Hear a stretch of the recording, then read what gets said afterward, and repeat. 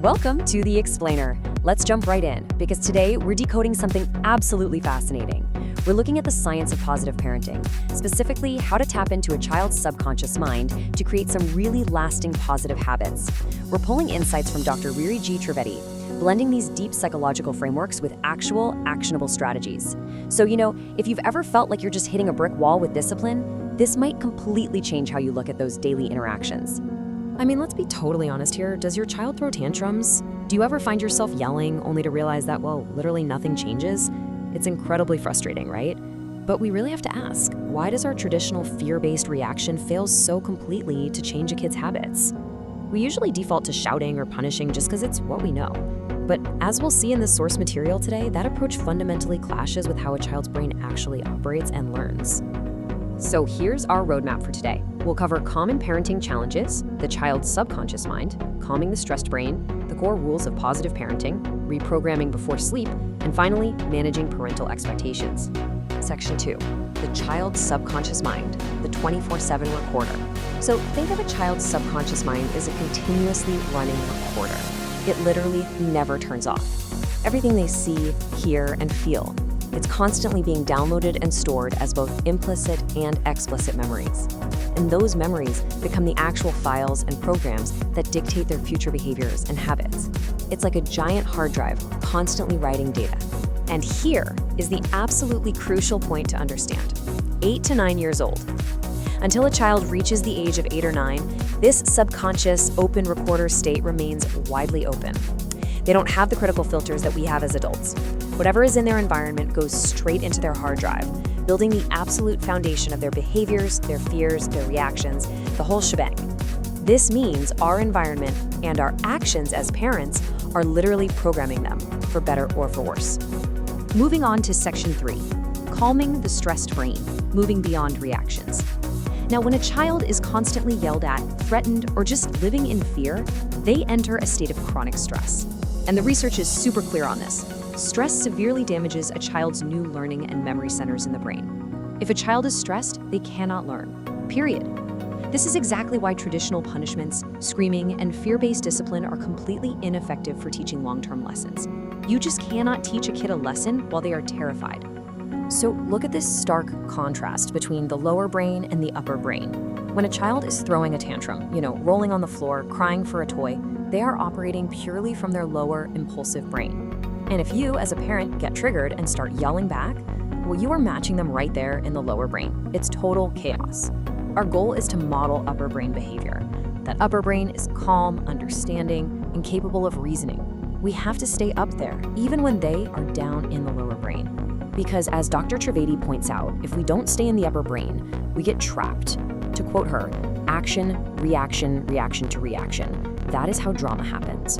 We absolutely have to break this endless cycle of drama by intentionally not reacting. Instead of exploding, we need to engage their upper brain by asking calm questions. Ask them, why are you angry? What happened with your friend? How do you think that made them feel? Asking those questions literally forces the child's brain to shift gears from impulsive emotion to logical processing. Section 4, core rules of positive parenting, building trust. So what does this actually look like in practice? Let's check out some actionable guidelines to foster a safe, non-abusive environment where kids can actually learn and thrive instead of just surviving. Okay, the foundational rule here is zero abuse or violence. Kids are incredibly sensitive. Even a toddler can sense the tension when a stressed parent walks into the room. We also really need to connect before we correct. We tend to spend about 80% of our time correcting our kids, but if we build daily trust through play, they won't lie to us out of fear later. And of course, live by your words and always model the exact behavior you want to see. If you want a calm child, you've got to show them how you calm yourself down when you get angry. Continuing with these rules, you still must be consistent with discipline, and you have to set clear boundaries. Positive parenting definitely doesn't mean zero discipline, but you've got to avoid fear-based methods and absolutely stop guilt tripping. Have you ever heard a parent say something like, "If you don't eat, mommy will cry," or "Because of your bad grades, grandma thinks I'm a bad mother"? Yeah, that's guilt tripping. Repeatedly using fear and guilt severely hinders a child's ability to learn and just creates deep-seated anxieties. Section 5, reprogramming before sleep, the secret window. Now we're getting to the really fascinating science of changing habits. If the subconscious mind is a recorder, how do we actually overwrite the bad files with good ones?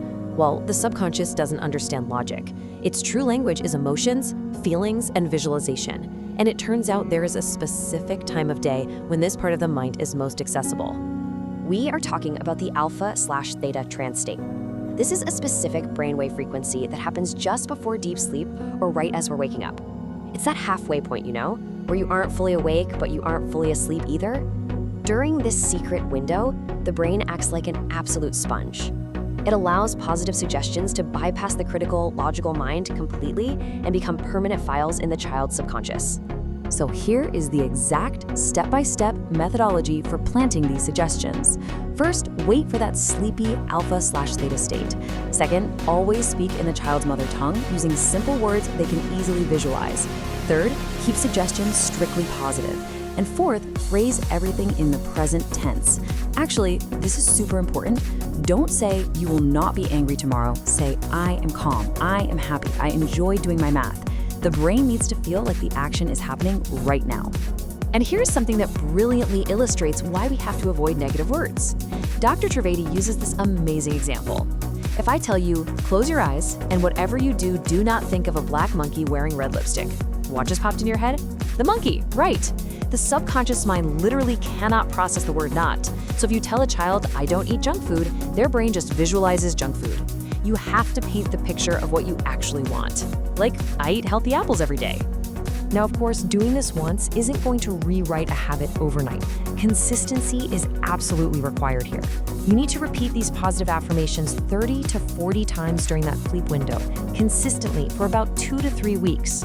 Dr. Trivedi actually shared a great personal success story about this. Her young son completely refused to take baths. So for 3 weeks, while he was in that sleepy state, she planted the suggestion that he naturally wakes up and goes to bath.